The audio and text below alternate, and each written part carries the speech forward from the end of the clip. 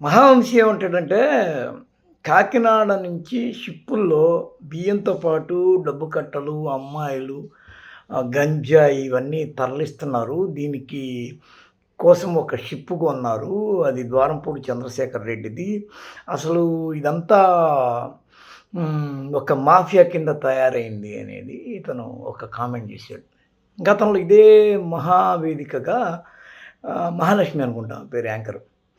ఆమె ఒక ఎన్ఆర్ఐ కమ్మాయంతో ఏమంటది అంటే, సార్ ఒకవేళ మీరు చెప్పినట్టుగా డబ్బుల కట్టలు కంటైనర్‌లో ఇదే కాకినాడ నుంచి, పోర్ట్ నుంచి కేజీఎఫ్ తరహాలో గోల్డ్ ఎట్ట తరలిస్తారో అట్టగా క్యాషు, ఇతర విలువైన వస్తువుల్ని లండన్ దాకా తరలిస్తే, మధ్యలో నేవీ ఉంటది కదా సార్! నేవీకి జగన్మోహన్ రెడ్డి అంత క్లోజ్‌గా ఉంటారా? ఏంటి? అనేది ఆమెసిన ఒక పెద్ద ప్రశ్న. అందుకు ఆయన తడబడ్డాడో, లేపోతే గుక్క తిప్పుకోలేని పరిస్థితిలో పడ్డాడో, మింగలేక కక్కలేక అవస్థ పడ్డాడో అనేది అక్కడ సీన్ చూసిన వాడికి బాగా స్పష్టంగా అర్థమైంది ఆమె అడిగినప్పుడు. మళ్ళీ ఆయన ఎన్ఆర్ఐ ఎన్నో విదేశీకి సంబంధించిన కొంత మైండ్ సెట్ కూడా ఉంటది.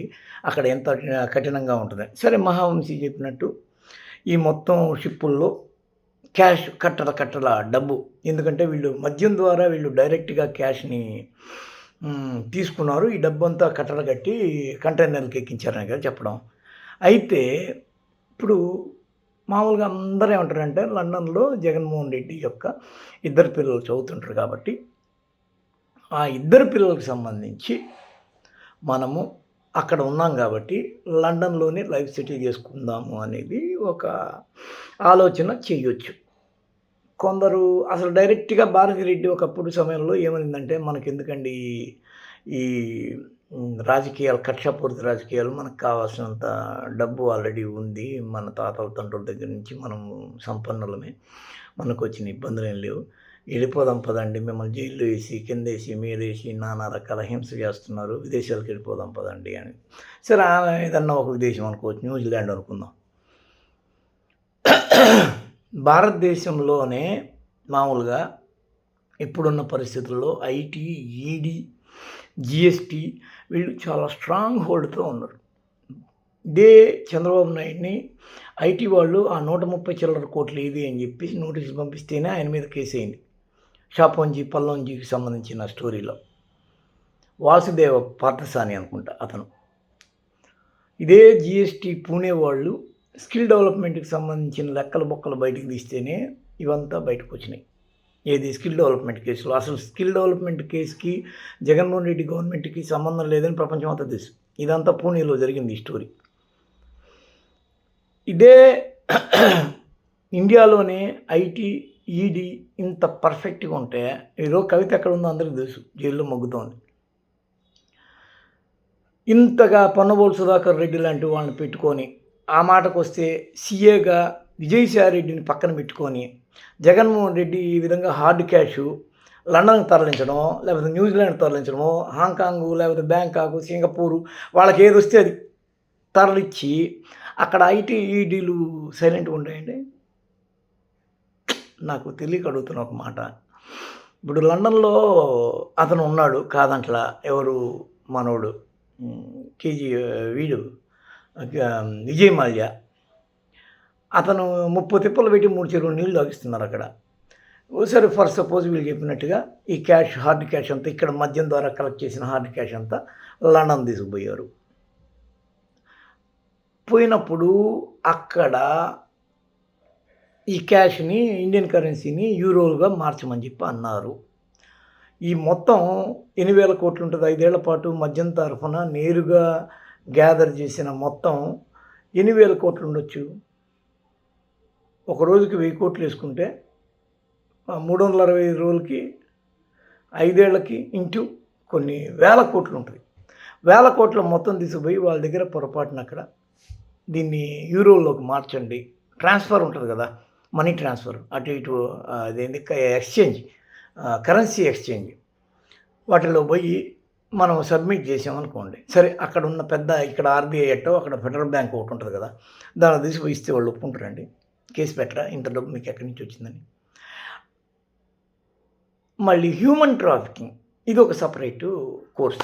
ఇప్పుడు ఇదేందంటే జడ శ్రవణ్ కుమారు ఒక భయంకరమైన క్వెషనేసాడు. ఆ క్వెషను దాని అర్థం ఏందంటే, 32,000 మంది అమ్మాయిలు ఇక్కడి నుంచి తరలిపోయారని మీరు చెప్పారు గదా! వాళ్ళకి సంబంధించి కేసు తిరగతోడి మీ దగ్గరే ఉప ముఖ్యమంత్రి అధికారం ఉంది. ఇంకా 4 శాఖలకు మీరు మంత్రి. ఇంకా మీరు హోంమంత్రి మీ చెంతనే ఉంటది. కేంద్రంలో నిఘా వర్గాలన్నీ మీ గుప్పెట్లో ఉంటాయి. వాళ్ళ ద్వారా మీరెందుకు 32,000 మంది అమ్మాయిల్ని తిరిగి రిటర్న్ తేవద్దు, ఎందుకు తేవద్దు అని చెప్పి అడుగుతున్న దానికి మహావంశీ ఒక పులిహోర కలిపే యత్నం చేస్తున్నాడు. ఏం పులిహోర అంటే, ద్వారంపూడి చంద్రశేఖర్ రెడ్డి కాకినాడలో ఒక షిప్ కొని ఆ షిప్పుల ద్వారా అమ్మాయిల్ని ఎక్కించే యత్నం చేసుంటారేమో, అట్నుంచి వాళ్ళు విదేశాలకు పారిపోయారు, ఇక్కడ లేరు అని చెప్పే యత్నంలో భాగంగా ఇదంతా ఈ పులిహోర డ్రామా అంతా కలుపుతున్నట్టుగా ఒక కనిపిస్తోంది. ఏంటయ్యా నువ్వు మహావంశీకి, పవన్ కళ్యాణ్ మాటలకి పవన్ కళ్యాణ్ కూడా చెప్పాడు కదా, నేను 32,000 మందిని అనలేదు అని. మధ్యలో ఎందుకయ్యా నీకు మహావంశీ మీద పడి ఏడుస్తావు? మహావంశీకి అసలు పవన్ కళ్యాణ్‌కి ఏంటి లింకు అని మీరు అడుగుతున్నారు. నేను చెప్తున్న దానికి. పవన్ కళ్యాణ్ ఐటీసీ కాకతీయలో 5-6 ఏళ్ల క్రితం పైన ఇది ఘటన. అప్పుడప్పుడే మహా అనే ఒక ఛానల్ టేక్ ఓవర్ చేశాడు వంశీ. దానికి మూర్తి అధినాయకత్వం వహిస్తున్నాడు. ఆ క్రమంలో అక్కడ ఏం జరుగుతుందంటే, స్టింగ్ ఆపరేషన్, ఒక రిపోర్టర్ని స్టింగ్ పంపించాడు ఎక్కడికి, ఐటీసీ కాకతీయకి పంపిస్తే అక్కడ అది లైవ్ టెలికాస్ట్ అవుతుంది, షో చేస్తున్నాడు మూర్తి. ఇంత లోపల ఇది చూసి ఎవరో చెప్పారు పవన్ కళ్యాణ్. వెంటనే పవన్ కళ్యాణ్ అక్కడున్న ₹1 కోటి సూట్ కేసు తీసుకెళ్ళిపోండి అని చెప్పి, వంశీకి ఇవ్వండి అని చెప్పి అన్నాడు. వంశీ తీసుకొచ్చి వంశీ ఛాంబర్లో పెట్టారు వాళ్ళు, పవన్ గ్యాంగ్. వెంటనే షో ఆపేయండి అని పీసీఆర్కి చెప్పాడు వంశీ. వెంటనే ఈ విషయం మూర్తికి కూడా చెప్పారు. మూర్తి పోయి ఎండీ హాల్లోకి వెళ్ళి, ఆ ఛాంబర్లోకి వెళ్ళి, ఏం జరిగింది నాకెందుకు చెప్పకుండా మీరు ఈ పని చేశారు, మీరు నాకు నేరుగా ఫోన్ చేసి చెప్తే నాకు చాలా గౌరవం ఉండేది కదా అనే ఒక మాట మాట్లాడాల్సి ఉండేది. ఆయన ఇలా మెట్లు దిగి అలా బయట నుంచి గేట్లోంచి బయటికి వెళ్ళిపోయి, ఒక అమ్మాయి స్కూటీ ఉంటే దాన్ని ఎక్కి తన రూమ్కి వెళ్ళిపోయాడు. అప్పటి నుంచి మహావంశీకి, పవన్ కళ్యాణ్కి జాన్ జిగరి దోస్తు. మూర్తి అనేవాడు బయటకు వచ్చేసి సపరేట్గా ఖాళీగా ఉంటే బీఆర్ నాయుడు పిలిచి అతనికి జాబ్ ఇచ్చాడు, అది వేరే విషయం. మొన్న ఈ మధ్య మహామ్యాక్సో దేనికో ఒకదానికి పిలిస్తే కూడా పవన్ కళ్యాణ్ వచ్చాడు. పవన్ కళ్యాణ్ పిలిచే దైవం అనమాట వంశీకి. ఇప్పుడు పవన్ కళ్యాణ్ మీద ఈ నింద పడింది. ఏ నింద? అమ్మాయిలు తరలించిన ఒకానొక వాలంటీర్ వల్ల అమ్మాయిలు 32,000 మంది తరలిపోయారని చెప్పి ఆయన అన్నాడు. వాళ్ళని మళ్ళీ తిరిగి ఆయన ఎందుకు తీసుకురాడు అని చెప్పి ఇప్పుడు జడ శ్రవణ్ కుమార్తో పాటు చాలామంది అడుగుతున్నారు ఆయన పాయింట్ లేవనెత్తడంతో. ఈయన అప్పటికి చెప్పుకుంటుండే 32,000 మంది అనలేదండి అన్నాడు. కానీ ఆయన ఒక లెక్క చెప్పాడు, 17,000 ఒకసారి, 18,000 ఒకసారి చెప్పాడు. అది కలిపితే కూడా 35,000 వస్తుంది. అయితే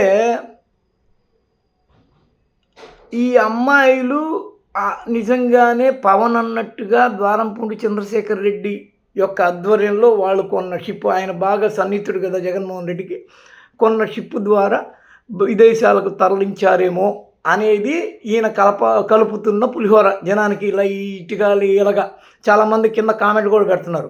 అలాంటప్పుడు అధికారం మీ చేతుల్లో ఉంది కదా, వాటన్నిటిని నిఘా తెచ్చి అంతు తెచ్చి చూడండి అసలు ఏం జరుగుతుందో అని చెప్పి. ఇట్లా ఈ పులిహోర, దీని వెనుకున్న స్టోరీ, స్క్రీన్ ప్లే, దర్శకత్వం ఇదన్నమాట. దీనిలో మరి మనం నిజాలు నిజంగానే కొన్ని వేల కోట్లు కంటైనర్లలో లండన్ లాంటి విదేశాలకు తరలిపోతే కేంద్ర నిఘా వర్గాలు కానీ, నేవీ కానీ, బయట కోస్ట్ గార్డ్, విదేశాల్లోని విదేశీ కోస్ట్ గార్డులు కానీ సైలెంట్గా ఉంటారా? ఒకవేళ లండన్ వరకు చేరిందనుకోండి, అక్కడ ఈడీ ఎన్ఫోర్స్మెంట్ ఇండియాలోనే ఇంత భయంకరంగా ఉంటే అక్కడ వాళ్ళు ఇంకెంత భయంకరమైన టఫెస్ట్గా ఉంటారు. ఓవరాల్గా ఇవన్నీ చెప్పినవన్నీ నిజాలుగా మనం ఎలా లెక్కించాలి? అమ్మాయిలు నిజంగా తరలి వెళ్ళారా, హ్యూమన్ ట్రాఫికింగ్ లేదా? జనం దాన్ని వాలంటీర్ల వ్యవస్థ ద్వారానే అమ్మాయిలు తరలి వెళ్ళారని నమ్మారా లేదా? ఆ నమ్మిన నమ్మకాలను బట్టే ఓటేశారా లేదా? ఇలాంటి అబద్ధపు తప్పుడు సాక్ష్యాలు, అబద్ధపు ప్రచారాల వల్లే కూటమి అధికారంలోకి వచ్చిందా లేదా? ఇవన్నీ ప్రజలు మళ్ళీ తిరిగి చర్చించుకోవాల్సిన పరిస్థితి ఉంది. వచ్చే ఎన్నికలకి దాన్ని తీర్పుగా మళ్లించాల్సిన పరిస్థితి ఉంది. ఇప్పుడే అభిప్రాయపడి మైండ్‌లో పెట్టుకోవాల్సిన పరిస్థితి కూడా ఉంది. మహావంశి అనేవాడు ఎవడికి వంత కాస్తాడు? వాడి పరిస్థితి ఏంది? వాడికెందుకు ఇవన్నీ? ఇప్పుడు ఆడంటాడు చూచాయిగా మాట్లాడుతున్నానా అంటాడు. వాడెవడో కింద కామెంట్ పెట్టాడు ఒకడు. చూచాయిగా చెప్పడం ఎందుకురా నాయనా ఆధారాలతో సహా చూపి మాకు. అప్పుడు మేము నమ్ముతాం గదా! అధికారం మీ చేతిలోనే ఉంది గదా! అని. అది కూడా మహావంశి తీసుకోవాలి కదా! ఈ విధంగా తప్పుడు ఆ టైటిల్ ఏందంటే షిప్పుల్లో అమ్మాయిలు తరలించారు అని కాకినాడ నుంచి. ఊరికే పిచ్చి పిచ్చి వాగుళ్ళు ఏది పడితే అది వాగేస్తే గమ్మునుంటారా ఏంది? ఇవన్నీ నిగ్గుదేలాలి. ఇదే అనిత నిజంగానే అనిత హోంమంత్రి అయితే ఇలాంటి పిచ్చి ప్రేలాపనలకి తగిన శిక్ష మూల్యం చెల్లించాల్సిన పరిస్థితి ఉంది. దీని మీద మహావంశీని అడ్డం పెట్టుకొని పోయి ఎక్కడెక్కడ అమ్మాయిలను తరలించారు, ఎక్కడెక్కడ డబ్బు కట్టలని ఏ షిప్పులు వేశారు, ఆ షిప్ నెంబర్ ఎంత, దాని ఓనర్ ఎవరు, ఇవన్నీ తెలుసుకోవాల్సిన అవసరం అగత్యం ఉంది. మరి చూడాలి. ఈ హోంమంత్రి గారికి విన్నపం, మహావంశీని అడ్డం పెట్టుకొని మీరు అర్జెంటుగా షిప్పుల్లో ఎంత ఎంత డబ్బు తీసుకెళ్లారు, ఎంతమంది అమ్మాయిలను ఎక్కించారు, దానిలో ఎంత గంజాయి వెళ్ళింది, ఎన్ని కిలోల వేల కిలోల డ్రగ్ వెళ్ళింది, ఎంత ఎక్స్పోర్ట్ అయింది, ఇంపోర్ట్ అయింది, దీని వెనక ఎవరున్నారు, ఇవన్నీ వంశీని పెట్టుకొని హోంమంత్రి అనిత స్పష్టంగా ఈ కేసు తేల్చాల్సిందే. ఇది ఏపీ ప్రజల డిమాండ్.